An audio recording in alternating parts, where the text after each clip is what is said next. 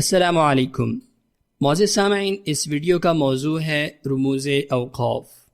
جیسا کہ اس سے پہلی ویڈیو میں اس کے مطلب اور کچھ حرکات مع مقاصد اور مثالیں بیان کی گئی تھیں، تو آج کی ویڈیو میں اس کی باقی حرکات کی وضاحت کی جائے گی، اور اگر آپ نے اس کا پہلا حصہ یا پہلی قسط نہیں دیکھی ہے تو اس کا لنک بھی آپ کو ڈسکرپشن میں مل جائے گا، وہاں سے ملاحظہ فرما لیجئے۔ صلاح، اس علامت کے ہوتے ہوئے ملا کر پڑھنا اولا اور بہتر ہے۔ مثال کے طور پر قد بدت البغضاء من افواههم وما تخفي صدورهم اکبر۔ اس آیت کی ترجمے سے مزید وضاحت ہو جائے گی کہ موضوع کی مناسبت سے ملا کر پڑھنا بہتر ہے۔ ان کی عداوت زبان سے بھی ظاہر ہے، اور جو دل میں چھپا رکھا ہے وہ تو اس سے بھی کئی بڑھ کر ہے۔ لہذا صلاح جہاں لکھا نظر آئے، مطلب آیت کے درمیان، تو ملا کر پڑھنا بہتر ہے۔ اگر رکا بھی جائے تو مسئلہ نہیں، یعنی کہ 70% ملا کر جبکہ 30% رکنے کی اجازت ہے۔ خلا، یہ علامت صلاح کے بالکل متضاد ہے، مطلب کہ اس کے ہوتے ہوئے رکنا بہتر ہے بنسبت نہ رکنے کے۔ 70% رکنا اور 30% نہ رکنا۔ آیت میں اس کی مثال یہ ہے وَأَيَّدْنَاهُ بِرُوحِ الْقُدُسِ أَفَكُلَّمَا جَاءَكُمْ رَسُولٌ۔ صل، یہ علامت قد یوصل کا خلاصہ ہے، مطلب کہ کبھی رکا جاتا ہے تو کبھی نہیں۔ 50% رک سکتے ہیں اور 50% نہیں۔ کسی مصحف یا نسخے میں یہ لکھی ہوتی ہے اور کچھ میں نہیں۔ لا، اس علامت کا مطلب ہے نہیں، یہ کہیں تو آیت کے اوپر لکھی ہوتی ہے اور کہیں آیت کے درمیان۔ اگر تو آیت کے اندر ہو تو ہرگز نہیں ٹھہرنا ہے، جیسے کہ ان آیات میں موجود ہے اِذْ هَمَّتْ طَائِفَتَانِ مِنْكُمْ أَن تَفْشَلَا وَاللَّهُ وَلِيُّهُمَا۔ اب اس آیت میں یہاں لا لکھا ہوا ہے، لہذا یہاں قطعاً نہیں رکنا ہے۔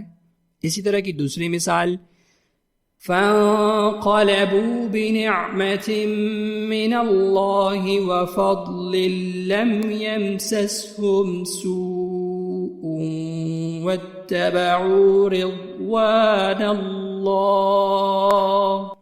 یہاں بھی ملا کر پڑھیں گے۔ اب اگر لا آیت کے اوپر لکھا ہو تو اس میں رکنے اور نہ رکنے دونوں اقوال ہیں، لیکن رکا جائے یا نہ رکا جائے اس سے مطلب میں خرابی واقع نہیں ہوگی، لہذا کوئی مسئلہ نہیں۔ آیت میں اس کی مثال یہ ہے وَكَأَيٍّ مِّن نَّبِيٍّ قَاتَلَ مَعَهُ رِبِّيُّونَ كَثِيرٌ۔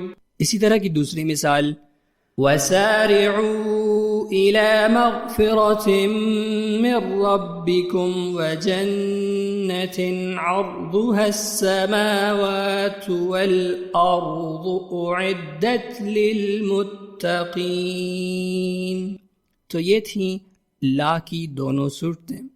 قوف فا، یہ ہے لفظ قف، اور علامت کے طور پر وہاں استعمال ہوتا ہے جہاں پر پڑھنے والے کا یہ احتمال ہو کہ وہ رکے بغیر پڑھ لے گا، لہذا تنبیہاً یہ علامت مستعمل ہے۔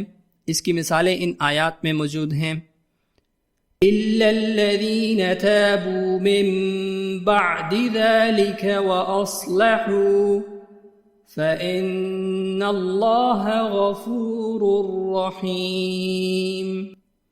اب اس آیت میں وَأَصْلِحُوا پر وقف کرنا ہے، یعنی کہ سانس توڑ کر اور پھر آگے تلاوت جاری کر دینی ہے۔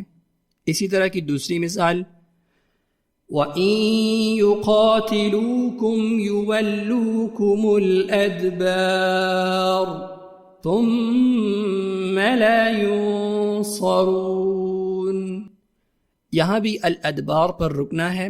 تیسری مثال مَتَاعٌ قَلِيلٌ ثُمَّ مَأْوَاهُمْ جَهَنَّمُ، اور یہاں بھی قلیل پر وقف کرنا ہے۔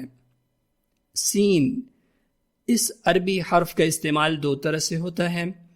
اس کا پہلا استعمال تب ہوتا ہے جب یہ کسی لفظ کے اوپر یا نیچے لکھی ہو اور وہ لفظ صاد ہے۔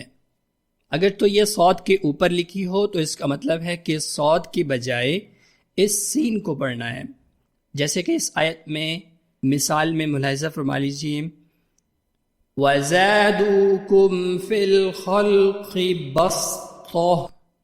لہٰذا اس عربی قاعدے کی وجہ سے صاد کے بجائے سین پڑھنا واجب ہے، اور بالفرض اگر یہ صاد کے نیچے لکھی ہو تو مطلب کہ سین کے بجائے صاد ہی پڑھنا ہے، جیسے کہ اس مثال میں موجود ہے، أَمْ عِندَهُمْ خَزَائِنُ رَبِّكَ أَمْ هُمُ الْمُصَيْطِرُونَ۔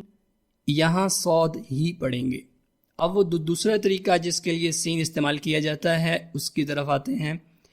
یا تو آیت کے اندر یا اختتام پر اگر یہ سین لکھا ہو یا اس سے جو لفظ بنتا ہے یعنی کہ سکتہ وہ لکھا ہو تو وہاں اس قدر معمولی سا رکنا ہوتا ہے کہ سانس بھی نہ ٹوٹے اور رکنا بھی ہو جائے، جیسے کہ سکتہ لفظ کا مطلب ہے ایک لمحے کی خاموشی۔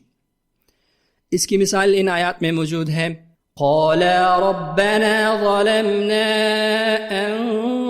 أَنفُسَنَا وَإِن لَّمْ تَغْفِرْ لَنَا وَتَرْحَمْنَا لَنَكُونَنَّ مِنَ الْخَاسِرِينَ۔